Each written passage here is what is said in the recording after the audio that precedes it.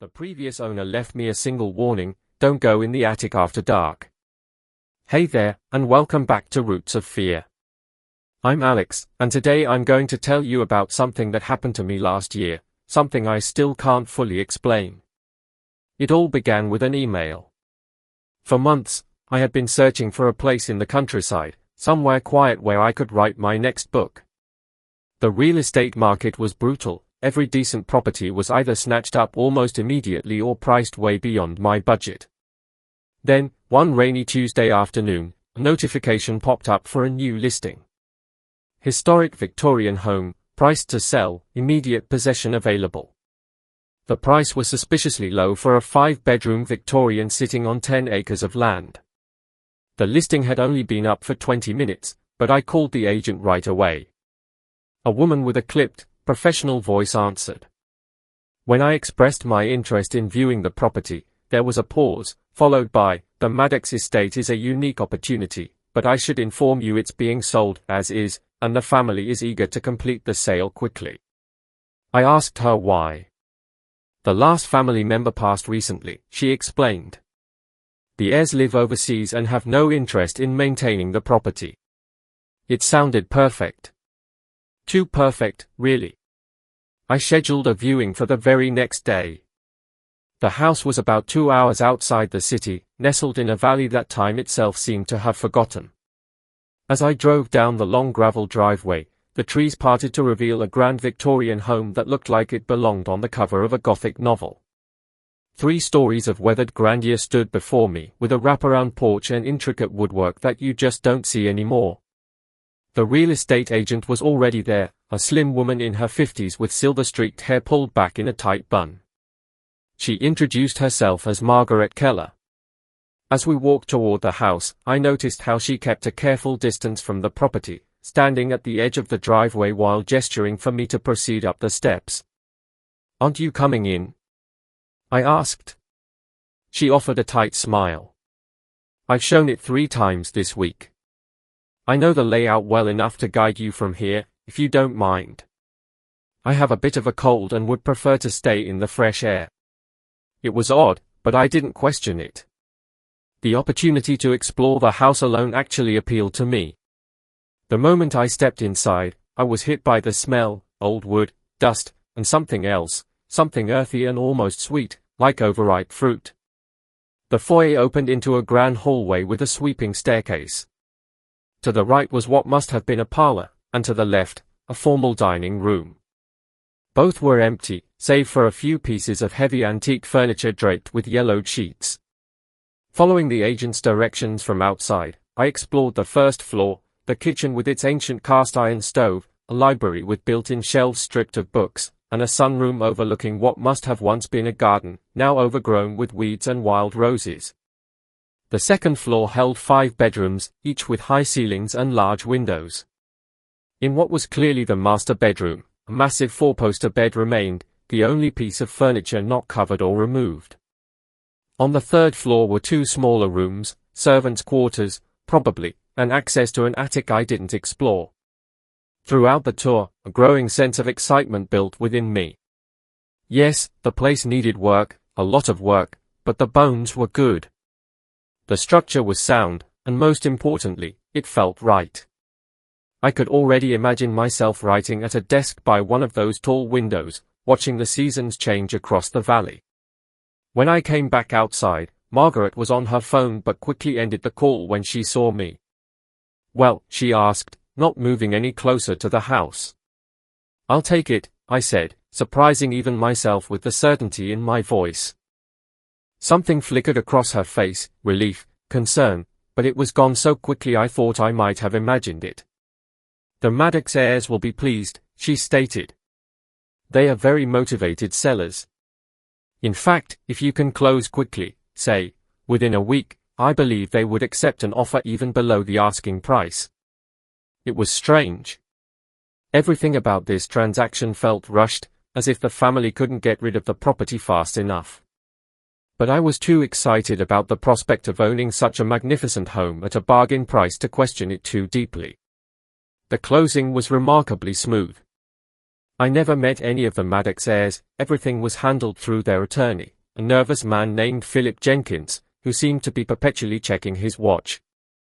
When I asked about the property's history, hoping for some colorful anecdotes to share with future guests, he shuffled his papers and muttered something about the family having owned it for generations before quickly changing the subject. The only unusual moment came when I was signing the final paperwork. Jenkins slid a non-disclosure agreement across the table. "What's this?" I asked. "Standard procedure," he said, not meeting my eyes. "The family values their privacy. They simply request that you don't publicize any personal items or family documents you might find on the property." It seemed odd, but not unreasonable. I signed. 2 weeks later, I moved in.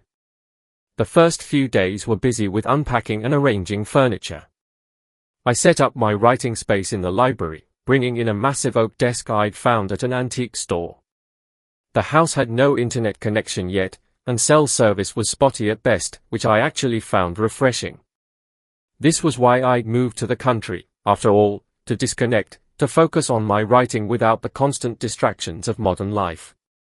On my 4th night in the house, I had my first strange experience. I was in bed reading when I heard what sounded like footsteps on the 3rd floor, directly above my bedroom. Slow, deliberate steps crossed from one end of the attic to the other, then stopped. I froze, book in hand, listening.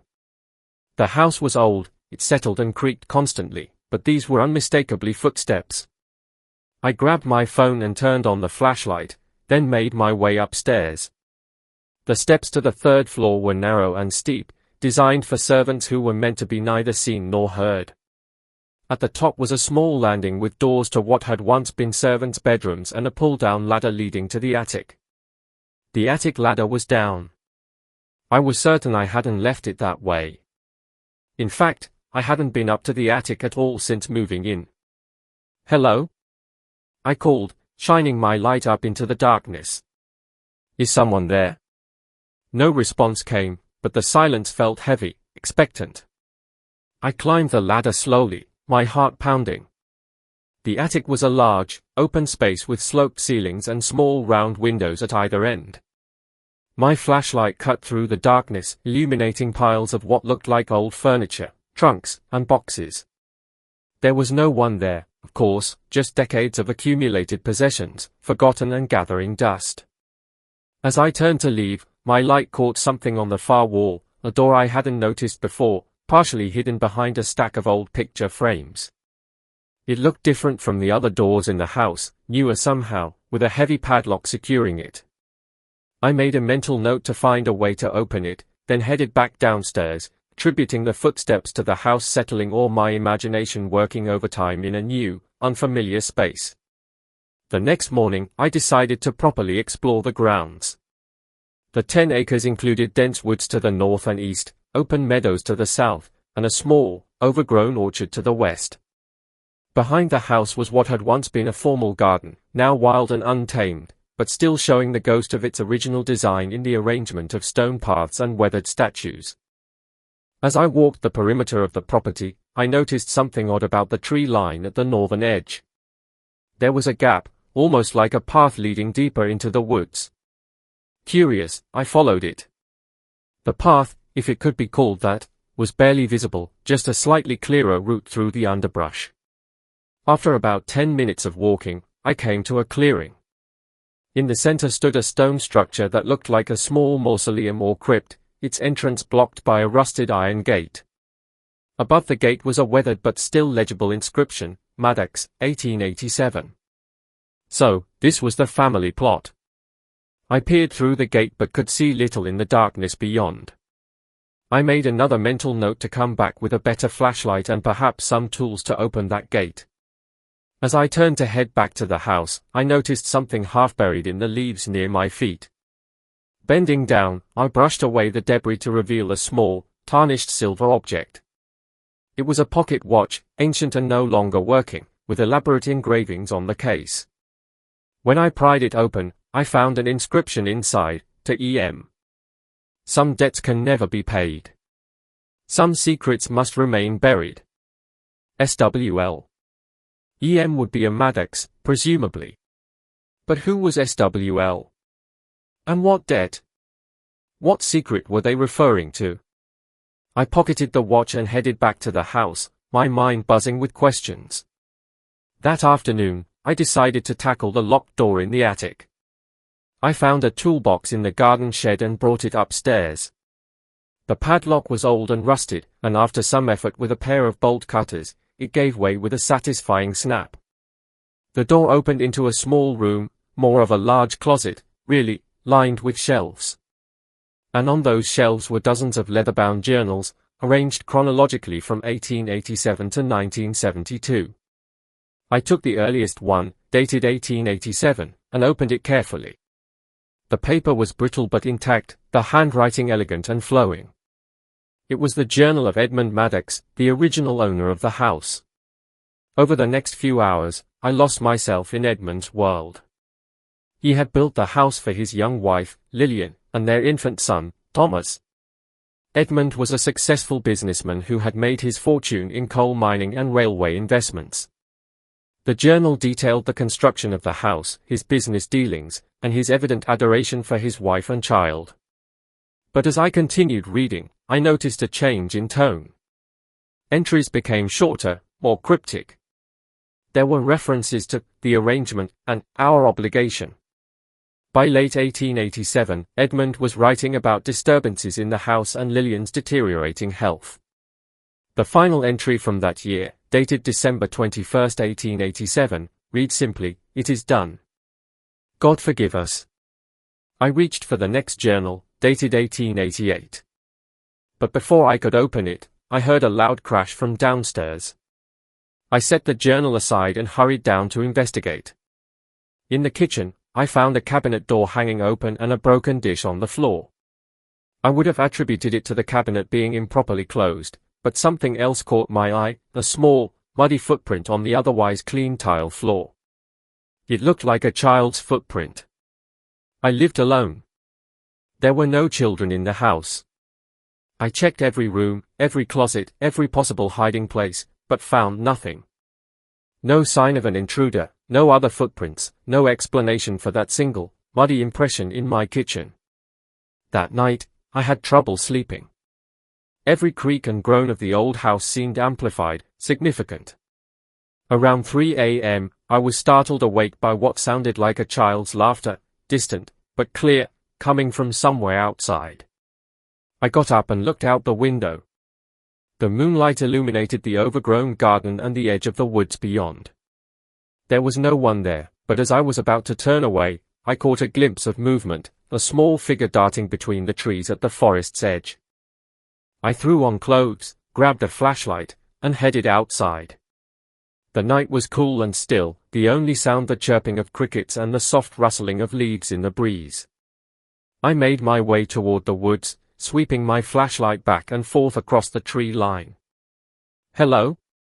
I called. "Is someone there?" My voice sounded small in the vastness of the night. There was no response, no further movement, no sign of the figure I thought I'd seen. As I turned to go back inside, my flashlight beam caught something white near the edge of the woods. Moving closer, I saw it was a small wooden cross, painted white but now peeling and weathered. It was about 2 feet high, driven into the ground at the very edge of the tree line. I knelt to examine it. There was no name, no date, nothing to indicate who might be buried there, if indeed anyone was. But as I shone my light around the area, I spotted another cross about 20 feet away. And beyond that, another. I counted 7 crosses altogether, arranged in a rough line along the boundary between the cleared land and the forest. All were identical, small, white, anonymous. All looked very old. A chill ran through me that had nothing to do with the night air. I hurried back to the house, locking the door behind me. The next day, I returned to the attic and the journals. I spent hours reading through them, piecing together the history of the Maddox family and the house that had become my home. The story that emerged was fragmented, told across generations of Maddox patriarchs, but a pattern became clear. Every few decades, the same phrases appeared, the arrangement, our obligation, the price we pay. In 1921, Thomas Maddox, Edmund's son, wrote, "Father never spoke of the arrangement, but he made sure I understood my responsibilities before he passed. Now it falls to me to maintain what he started. The payments have been made. The boundary remains intact." In 1943, William Maddox wrote, "We received a letter from Langford today. The usual arrangement continues, but the price has increased, such as inflation, even in matters such as these. Father would be appalled, but what choice do we have?" Langford. SWL from the pocket watch. It seemed likely. The most recent journals were from the 1960s and early 1970s, kept by Richard Maddox, who appeared to be the last family member to live in the house. His entries grew increasingly erratic and paranoid over time. October 14, 1971. The payments are no longer sufficient. It wants more. Always more. Last night, I heard scratching at the windows all through the house, even on the third floor. How is that possible? December 21, 1971. Anniversary of the original sin. 84 years. The boundary weakens. I've reinforced the crosses, but it may not be enough. I don't know what more I can do. March 3, 1972. Langford's descendant called today. They are washing their hands of it. Centuries of obligation, and now they simply walk away. Family business dissolved, they said. Final payment enclosed. As if money was ever the real currency in this exchange. The final entry, dated April 17, 1972, contained just 4 words, "God help us all." After that, nothing. According to the property records I'd received during the purchase, the house had remained in the Maddox family but stood vacant since 1972. Richard Maddox had moved to Arizona, where he died in 1980. The property passed to his daughter, who never lived in it, and then to her children, the overseas heirs who had sold it to me. For 50 years, the house had stood empty. Waiting. That night, the noises were worse. Footsteps ran up and down the stairs. Doors opened and closed of their own accord. Twice, I got up to investigate but found nothing. Around midnight, I heard the sound of a child crying, a heartbreaking, mournful sound that seemed to come from everywhere and nowhere at once. I didn't sleep at all. The next day, I decided I needed to know more about the Maddox family and this mysterious Langford. I drove into town, hoping the local library might have some historical records or newspapers that could shed light on the situation. The town was small, just a few blocks of storefronts surrounding a central square with the obligatory statue of a Civil War general. The library was a Carnegie building, grand but small, with an elderly librarian who perked up considerably when I mentioned the Maddox house. "Oh my," she said, her eyes widening behind thick glasses. "You're living out there all alone?" When I confirmed this, she pressed her lips together, then said, "You might want to speak with Dr. Harrison. He's our local historian. Knows all the old stories. His office is just across the square, the red brick building with the green shutters." Dr. Harrison turned out to be a retired history professor in his 70s with a wild mane of white hair and suspenders holding up corduroy pants. His office was crammed with books, maps, and artifacts relating to local history. When I told him where I was living, his bushy eyebrows shot up. "The Maddox place. Well. Didn't think anyone would ever live there again. Sit down, young man. I believe we have much to discuss." Over the next hour, Dr. Harrison filled in some of the gaps in my understanding. The Maddox family had been prominent in the region since before the Civil War, with interests in coal mining, timber, and later manufacturing.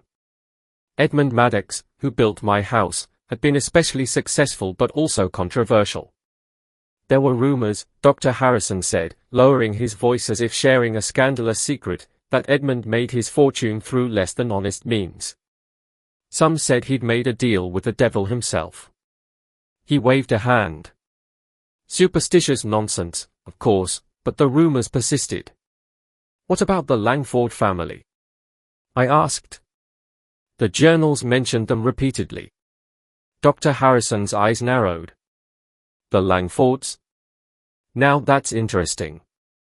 They weren't from around here originally. Samuel Langford arrived sometime in the 1880s and set up a law practice. His firm handled the Maddox family's legal affairs for generations. Closed up shop in the early 70s, if I recall correctly. This aligned with what I'd read in the journals, but it still didn't explain the nature of the arrangement, or what the Maddox family had been paying for all those years. Dr. Harrison, I said carefully, the property has some unusual features. There are small crosses along the edge of the woods and a family crypt deeper in the forest. Do you know anything about those? The old man's face grew serious. There was a tragedy back when the house was first built. The details are sketchy, but from what I pieced together, there was an accident at one of Maddox's mines. A collapse. 7 children died, all from the same family, the Rileys. They were immigrants, coal miners. Story goes that Maddox offered them housing on his land as part of their employment. 7 children, I repeated, thinking of the 7 crosses. Dr. Harrison nodded. The official record says they were buried in the town cemetery, but there were always rumors that Maddox had them buried on his property instead. Some kind of guilt or penance, perhaps. As I drove back to the house, my mind was racing. 7 children dead in a mining accident. 7 crosses at the edge of my property. It couldn't be a coincidence. When I arrived home, it was late afternoon. The house looked different somehow, darker, more forbidding. As I approached the front door, I noticed something I hadn't seen before, a small symbol carved into the wood of the door frame. It looked like a circle with a line through it, weathered with age but still visible. Inside, the house was unnaturally cold despite the warm September day. I built a fire in the library fireplace and continued my research, spreading out the journals, my notes from the conversation with Dr. Harrison, and the property documents from the sale. One thing kept nagging at me, the date December 21, 1887, which Edmund Maddox had marked with the cryptic note, "It is done. God forgive us," and then Richard Maddox's entry from the same date in 1971, referring to it as the anniversary of the original sin. What had happened on that date? I opened my laptop and, using the spotty cell signal as a hotspot, searched for news archives from December 1887. It took some digging, but eventually I found a digitized copy of a local newspaper from December 23, 1887. The headline read, "Tragedy Strikes. 7 children lost in mine collapse." According to the article, the collapse had occurred on the evening of December 21. The Riley children had been bringing their father his dinner at the mine when the tunnel gave way. The bodies were never recovered, the article stated, as further attempts at excavation were deemed too dangerous. But there was something else, a small paragraph near the end of the article that made my blood run cold. Rumors of unsafe conditions at the Maddox Coal and Rail Company's mines have persisted for months, with workers claiming that proper support beams were not installed in order to save costs. Mr. Edmund Maddox, owner of the mine, has denied these allegations and expressed his deep condolences to the Riley family. He has offered to cover all funeral expenses and provide ongoing financial support to the bereaved parents. Financial support. Payments. Was this the beginning of the arrangement mentioned in the journals? But if so, why had the payments continued for almost a century after the accident? And what did Richard Maddox mean when he wrote that money was never the real currency in this exchange? That night was the worst yet. The temperature in the house dropped to near freezing despite my efforts with the fire and the heating system. The noises were constant, footsteps, knocking, scratching at the walls and windows. Several times I heard children's voices, sometimes laughing, sometimes crying, sometimes speaking words I couldn't quite make out. Around midnight, all the lights in the house went out simultaneously. I fumbled for my phone to use as a flashlight, but it was dead despite having been fully charged earlier. In the pitch darkness, I heard a new sound, a soft, rhythmic thumping coming from the direction of the kitchen. Grabbing a candle I'd left in the library, I lit it with shaking hands and made my way toward the noise. The kitchen was empty, but the back door was open, swinging gently in the breeze, the source of the thumping sound. I was certain I'd locked it earlier. As I moved to close it, I saw something outside that made me freeze. 7 small figures were standing at the edge of the woods, barely visible in the moonlight. They appeared to be children, but there was something wrong about their proportions, about the way they stood unnaturally still. One of them raised a hand, beckoning to me. Without thinking, I slammed the door shut and locked it, then ran through the house, checking every door and window, securing them all. I ended up back in the library, where I stoked the fire to a roaring blaze and huddled close to it, the only source of warmth and light in the house. I must have dozed off eventually, because I woke with a start to find early morning sunlight streaming through the windows. The fire had burned down to embers, but the house was warm again. The electricity was back on. My phone, when I checked it, showed a full battery. Had I dreamed the whole thing? But the back door was still unlocked, standing slightly ajar. And on the kitchen floor were 7 sets of small, muddy footprints leading from the door to the center of the room, where they formed a circle. I couldn't stay in the house any longer, not without answers. I packed an overnight bag and drove back into town, checking into the small bed and breakfast on the square. From there, I called Philip Jenkins, the attorney who had handled the sale. To my surprise, he agreed to meet me that afternoon at a coffee shop in the town square. Jenkins looked even more nervous than I remembered, his thin face pinched with anxiety as he slid into the booth across from me. Before I could speak, he held up a hand. "Before you say anything, Mr. Chen, I should remind you that you signed a non-disclosure agreement regarding any personal items or documents found on the Maddox property." "I'm not here to discuss that," I lied. "I'm having some unusual experiences at the house. I thought you might be able to put me in touch with the previous owners, the Maddox heirs who sold me the property. Perhaps they could provide some context about the house's quirks." Jenkins shook his head firmly. "That won't be possible.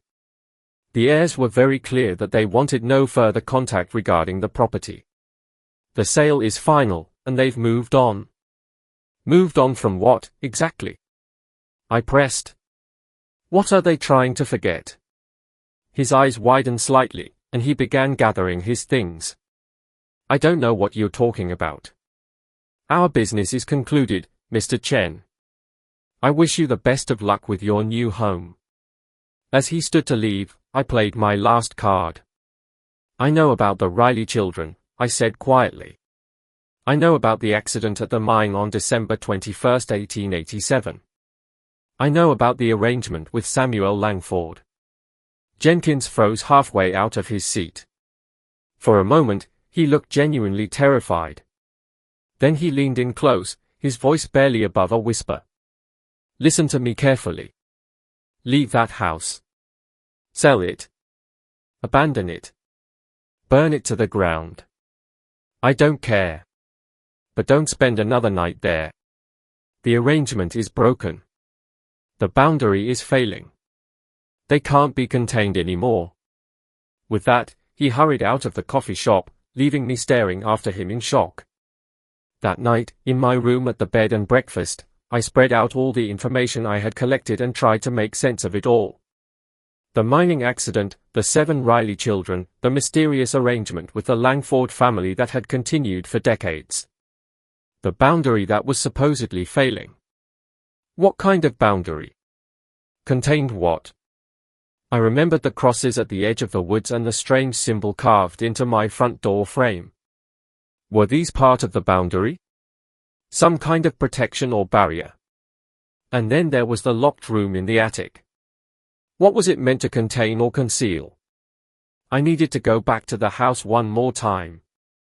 I needed to understand what was happening before I could decide what to do next.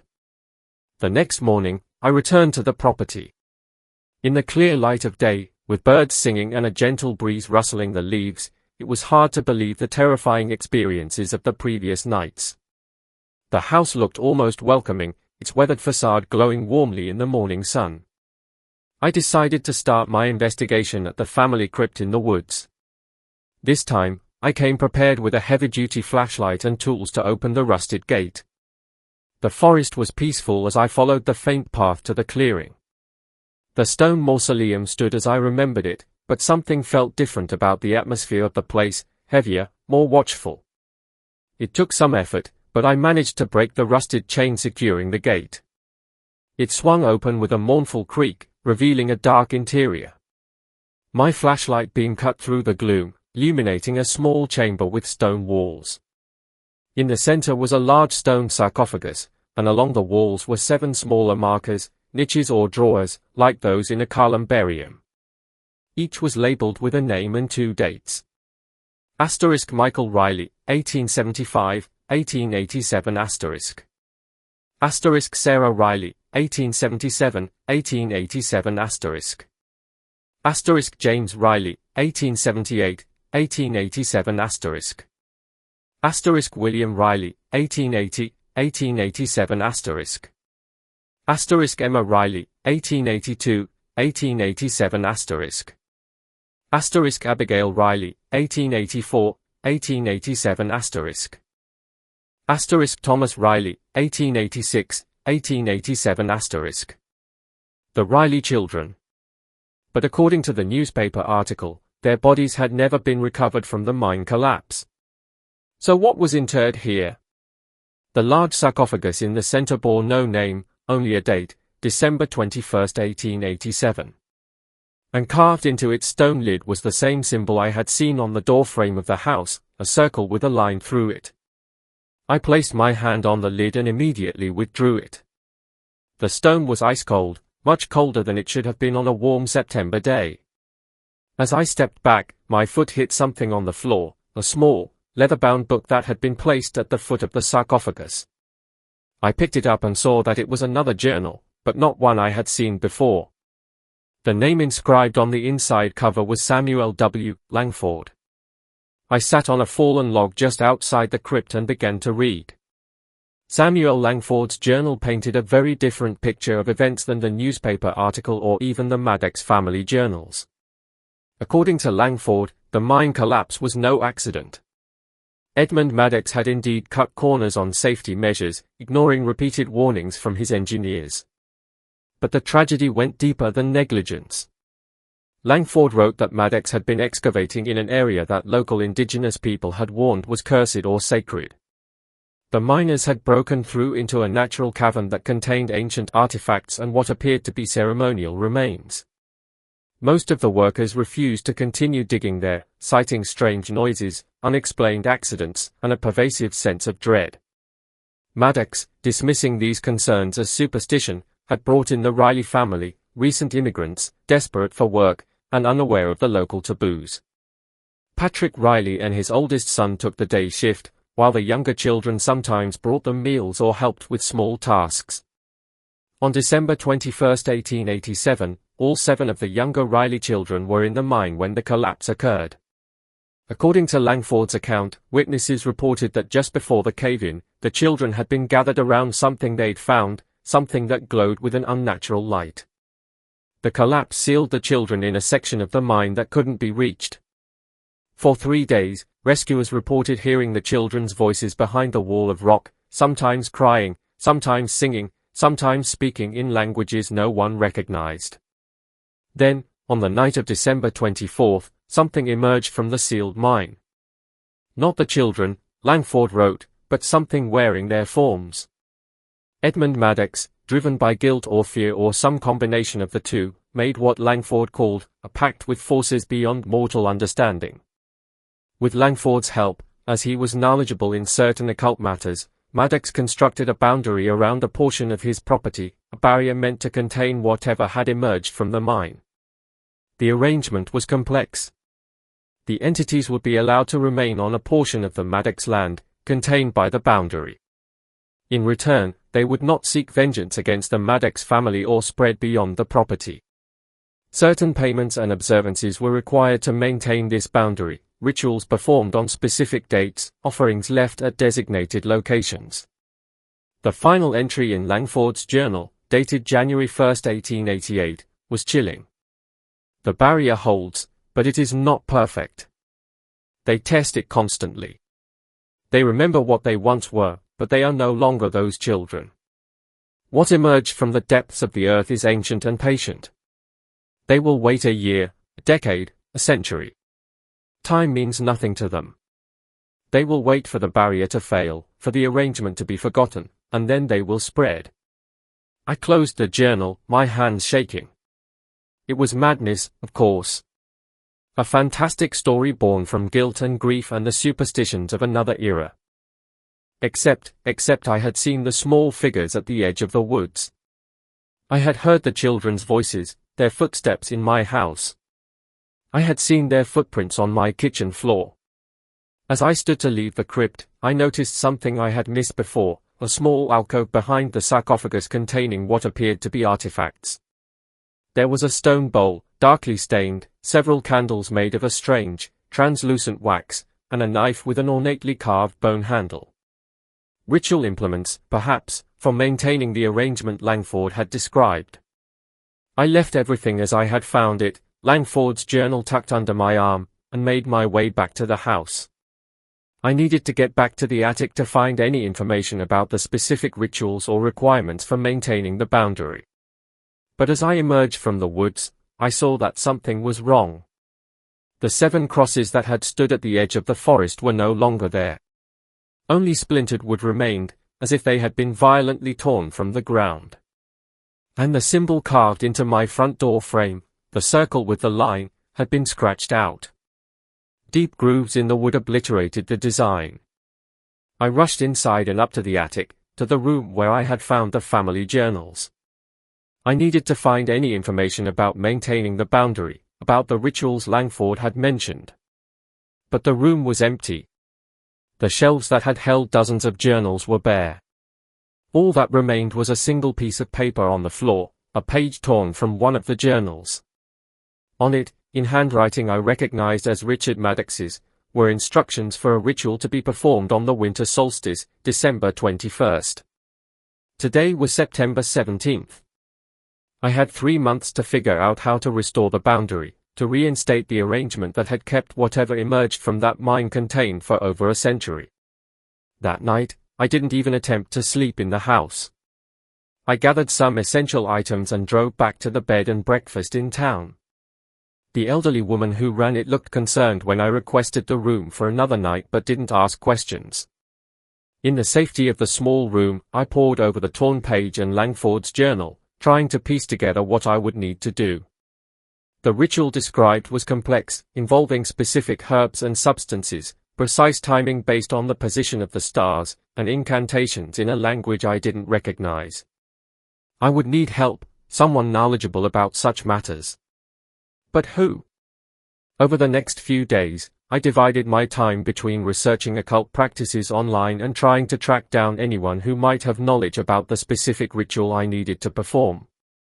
I stayed at the bed and breakfast, returning to the house only during daylight hours to check on things. Each time I visited, the house felt different, colder, darker, more oppressive. Twice I found small footprints in the dust, and once, a child's handprint on a window, though no child had been there. After a week of dead ends, I remembered something Dr. Harrison had said. The Langford family law firm had closed in the early 1970s, but that didn't necessarily mean there were no Langfords left. Perhaps one of Samuel's descendants would have information about the arrangement. A visit to the county records office yielded a promising lead. The Langford family law firm had indeed closed in 1972, but the last partner had been Eliza Langford, Samuel's great-granddaughter. And according to the records, she was still alive, residing in a nursing home about 30 miles away. The next day, I drove to Sunny Pines Retirement Community, a pleasant complex of buildings surrounded by carefully manicured gardens. After explaining to the receptionist that I was researching local history and hoped to speak with Miss Langford about her family's law practice, I was directed to a sunroom where a small, bird-like woman sat in a wheelchair, gazing out at the gardens. Eliza Langford was 92, according to the nurse who introduced us, but her mind was still sharp. Her pale blue eyes assessed me with keen intelligence as I sat in the chair beside her. "Ms. Langford," I began, "I'm researching the history of the Maddox family and their property. I understand your family's law firm represented them for many years." She studied me for a long moment before speaking. "You're living in the house, aren't you? I can see it on you." I was taken aback. "Yes, I recently purchased the property." "How did you know?" She smiled thinly. "There's a shadow about you. A coolness, like you're carrying a piece of that place with you." She leaned forward. "Why have you come? What do you want from me?" I decided to be direct. "I found Samuel Langford's journal. I know about the arrangement, about the boundary. I know what happened to the Riley children." Eliza's face drained of color. She gripped the arms of her wheelchair so tightly that her knuckles turned white. "You shouldn't speak of such things," she whispered. "Names have power. Memories have power." "The boundary is failing," I said quietly. "The crosses have been destroyed. The symbol on the door has been scratched out. I found a page describing a ritual, but I don't know how to perform it correctly. I need your help." She closed her eyes briefly, as if in pain. "We tried to maintain it for generations. My father, my grandfather, all the way back to Samuel. But it became harder each year. The payments increased. The requirements grew more demanding." "What kind of payments?" I asked, though I feared I already knew the answer. "Blood at first," she said matter-of-factly. "Just a few drops from a willing donor. Then more. Always more. By my father's time, they wanted sacrifices. Animals. And they spoke to us in our dreams, showed us things, promised things." She shuddered. "When they began asking for children, I ended it. Dissolved the firm, broke the contract with the Maddox family. I warned Richard, told him to destroy the house, salt the earth, but he wouldn't listen. Too proud, too attached to his family legacy. He fled instead, hoping distance would protect him." She laughed bitterly. "As if anything could." "Miss Langford," I said carefully, "I need to know how to restore the boundary. If these entities are no longer contained, what will happen?" She looked at me with pity. "They will spread. Slowly at first, taking one child here, another there, assuming their forms, their lives. But they are hungry, and they have waited a long time. Eventually, they will take more. How do I stop them?" She was silent for a long moment, then sighed. "There is a way. Not to banish them, they are too deeply rooted now, but to restore the boundary, to contain them once more." "But the price?"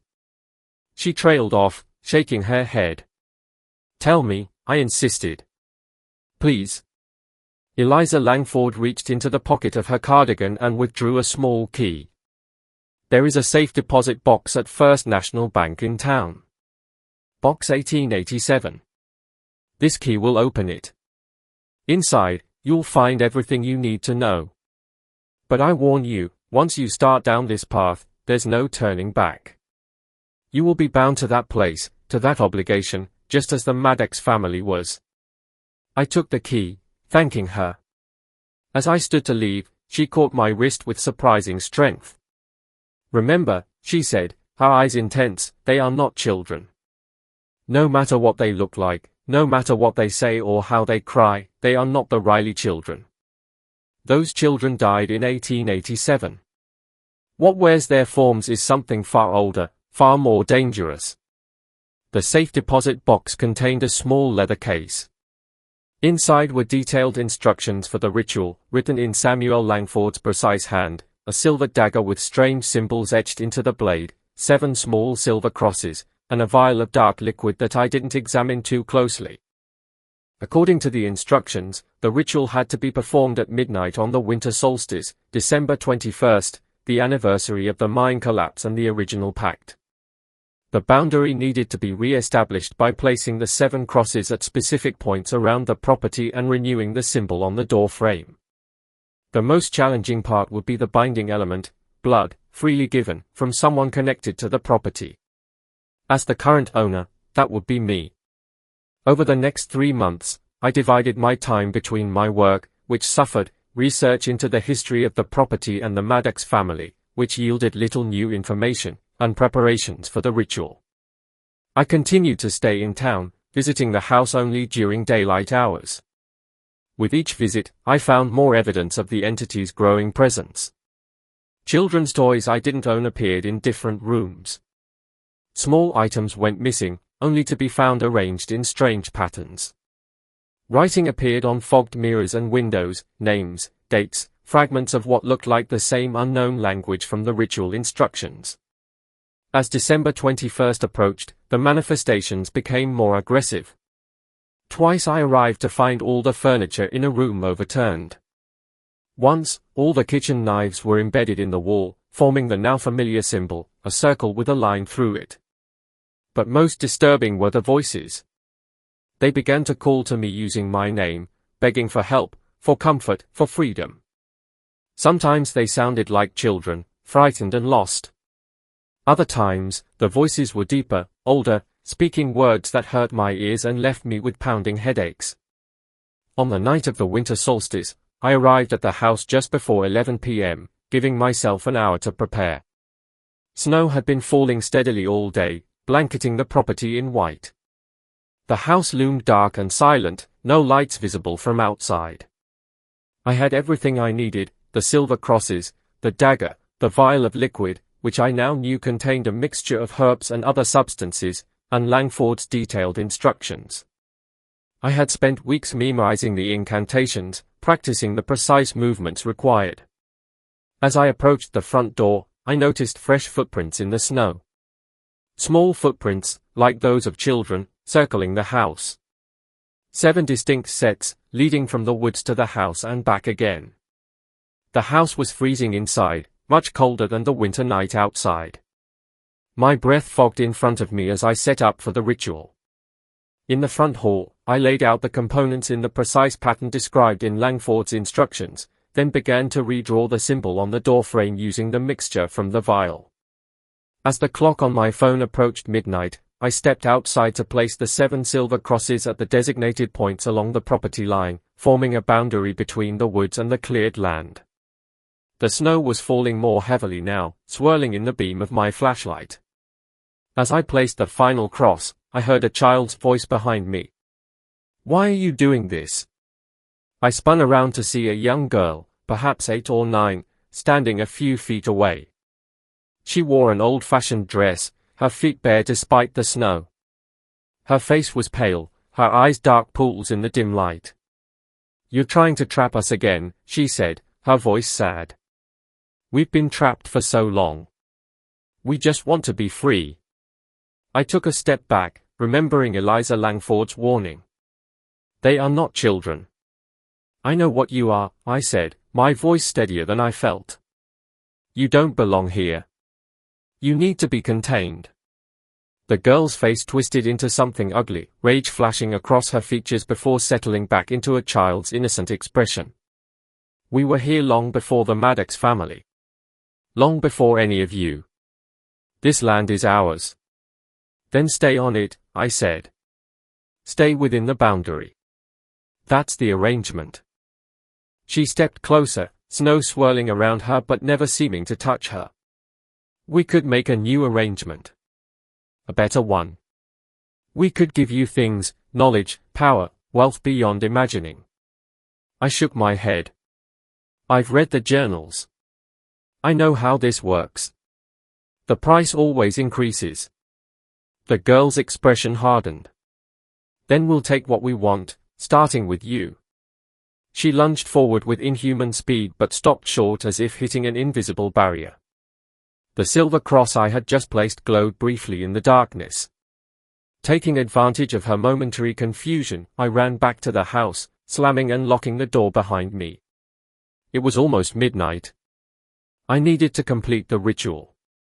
In the front hall, I knelt beside the pattern I had laid out.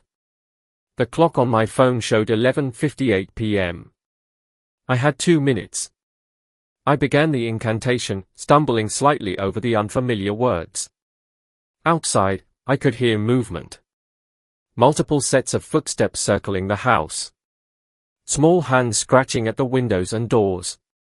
As I continued the ritual, the scratching intensified, accompanied by voices, children's voices, calling my name, pleading to be let in, then screaming in rage and making terrible threats. The final step of the ritual required blood. My blood, freely given, to seal the boundary. As the clock struck midnight, I drew the silver dagger across my palm, letting 7 drops fall onto the center of the pattern I had created. For a moment, nothing happened. The scratching continued. The voices grew louder, more frantic. Then, suddenly, silence. The pattern on the floor began to glow with a soft, pulsing light. The light spread outward, traveling along invisible lines through the house and beyond, illuminating the network of the boundary I had re-established. Outside, I heard a sound like a collective sigh, followed by a high, keening wail that gradually faded into the distance. I must have passed out, because the next thing I remember is waking up on the floor of the front hall, sunlight streaming through the windows.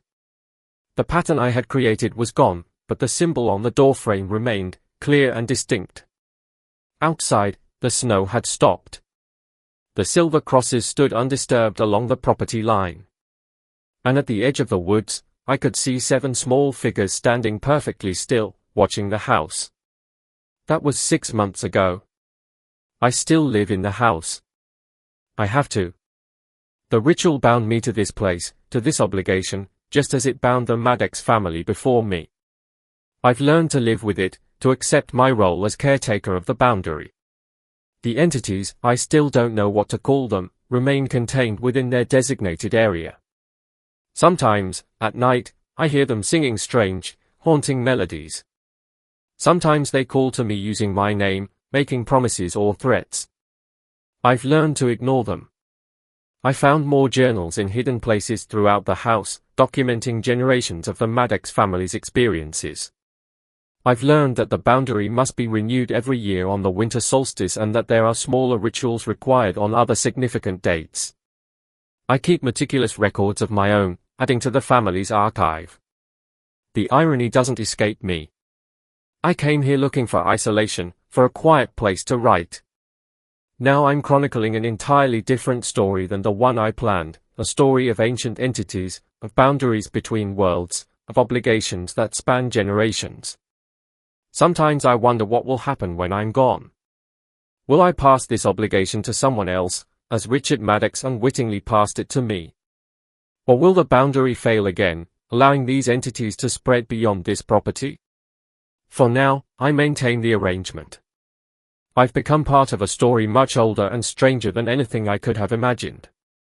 And sometimes, on quiet nights when the moon is full, I stand at my window and watch 7 small figures dancing at the edge of the woods. Their movements are too fluid, too strange to be human. They know I'm watching. Sometimes they stop their dance and turn toward the house. 7 pairs of eyes reflect the moonlight like animals. And I know they are still waiting. Still patient, after all these years.